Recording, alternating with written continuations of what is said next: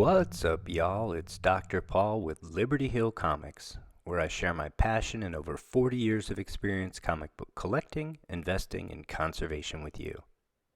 Today, we're continuing a short conservation project for this copy of Fantastic Four number 17, published by Marvel Comics in August of 1963 by Stan the Man Lee and Jack King Kirby.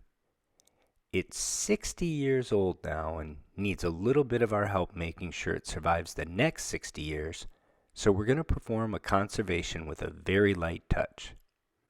In episode 1, we did a thorough assessment and documentation of the condition of the comic before we began any conservation work, and we developed our game plan for this conservation project. This comic book is in pretty good shape, but we found a few flaws that we'd like to address, including several small tears to the cover, some cover water stains, a spine roll, a larger tear to the centerfold, and a large disruption of the gloss on the back cover, in addition to general soiling and moderate tanning of the cover. Our game plan includes disassembly of the comic, dry clean of the cover, a quick wet clean of the cover and the centerfold with deacidification and chemical stabilization, and archival tear seals using Japanese paper and wheat paste. Importantly, we'll do this work with a goal of achieving no noticeable difference in the paper quality between the centerfold and the rest of the inner wraps.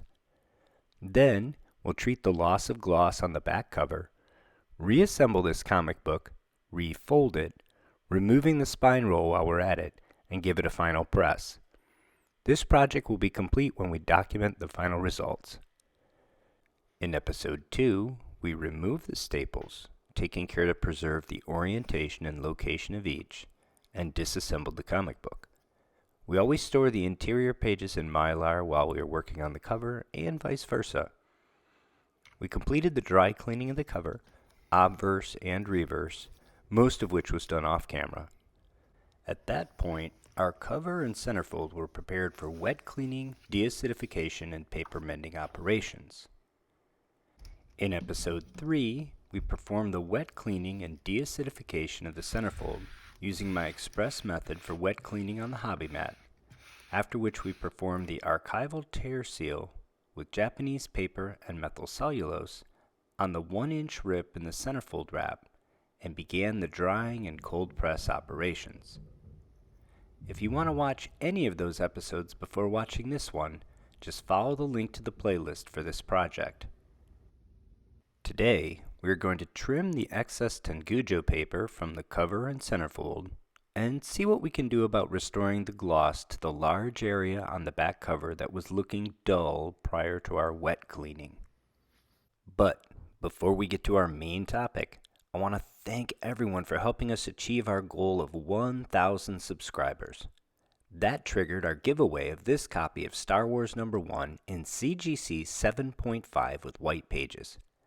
Published in 1977, this is the first appearance of Luke, Leia, Vader, R2, 3PO, and a host of others, as well as the first cover appearance of Obi-Wan and Han Solo. The drawing will be on September 29th, so it's not too late to qualify to win. Just make sure you're subscribed to the channel and follow the link over to that video to comment there for a chance to win. Alright, let's get to work. Firstly, clean dry hands. We have these 2 spots of tengujo that we're going to be trimming on the cover. I have a clear straight edge, and I have a number 3 scalpel with a number 11 blade. I like to orient these with my ring lamp so that I have really good light and magnification. I do have a self-healing hobby mat, but I have several of them, and this one I haven't cut anything on. So I'm going to place a sacrificial backer board underneath the cover. And I apologize, that doesn't allow me to show off the edge of the tengujo super well because there's not a lot of contrast against the white backer board, but I'll do better next time. Use a super sharp blade. Replace them regularly. I find I can trim maybe half dozen up to 10 pages, and then I want to just replace that blade.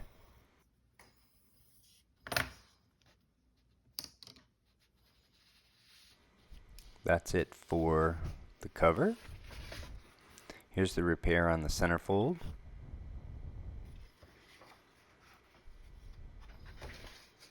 Looking pretty good. That was a pretty severe rip in the page.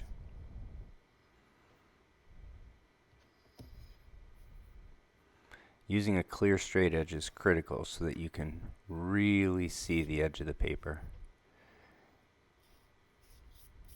And it might just be time to replace that blade on that scalpel.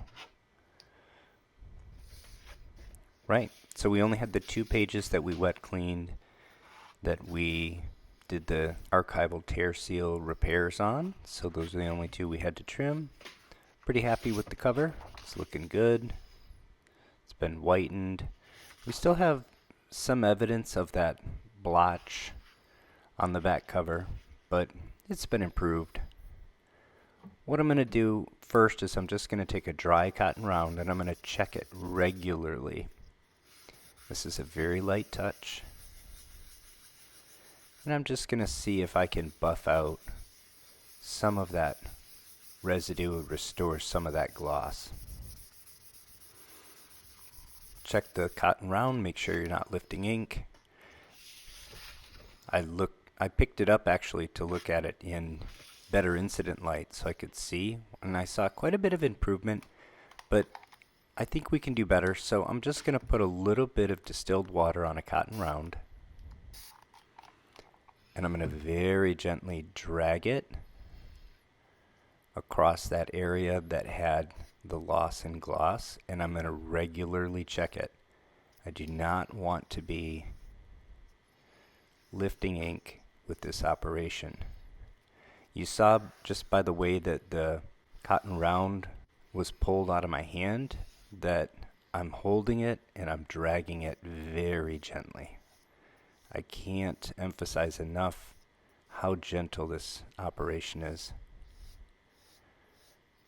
That's all I'm going to do for the moment. I'm going to let the paper dry and we'll see how much gloss we have and whether or not we feel like we need to do anything else to restore it.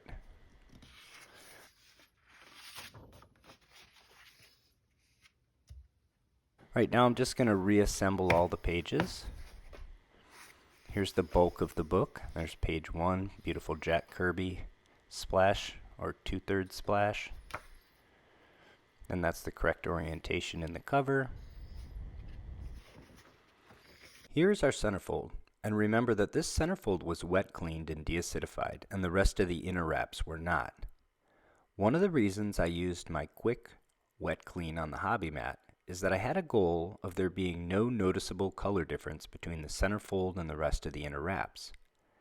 If I had performed the wet clean and deacidification of the centerfold in a full immersion bath, it likely would have resulted in a centerfold that was noticeably lighter in color than the surrounding wraps. As you can see here, we achieved the desired result of no noticeable difference between the centerfold and the rest of the inner wraps, which I'm very pleased with. These are the sort of little details that make the difference between a professional looking conservation and one that looks amateurish. Remember, CGC reserves the right to slap a restored label on your work if it does not appear to have been professionally performed. So these details can be critical to avoiding a purple label and the massive loss in value associated with a restored comic book. I'm just going to check now that everything lines up really well. When you wet clean, sometimes your page will shrink, sometimes your page will expand, sometimes it won't line up really well. In this case, I'm happy to report, and I think this express method of wet cleaning gives us a minimal amount of dimensional change, so everything's lined up really well. This stack of paper is ready to be reassembled into a comic book again. I let the back cover completely dry, and then I buffed it again with a dry cotton round. And here's the result. Between the wet clean and our minimally invasive work with the cotton rounds, we've almost completely restored the gloss to the back cover without any loss of ink or evidence that there even was that loss of gloss that the comic book had when we received it. I'm really pleased with this result, and I'm sure the owner will be as well. Alright, I promised you shorter, more frequent episodes for this conservation series, so I think I'll wrap this episode up here. Next episode, I plan to reassemble this comic book, replace the staples, and refold it to prepare it for the final press. Most of the materials I use for comic book conservations are available from Amazon in the affiliate links in the description if you need any of them for your own conservation projects. If you enjoyed this video, please take a moment to give it a thumbs up, leave me a comment, and subscribe to the channel if you haven't already. Until next time, take care of one another.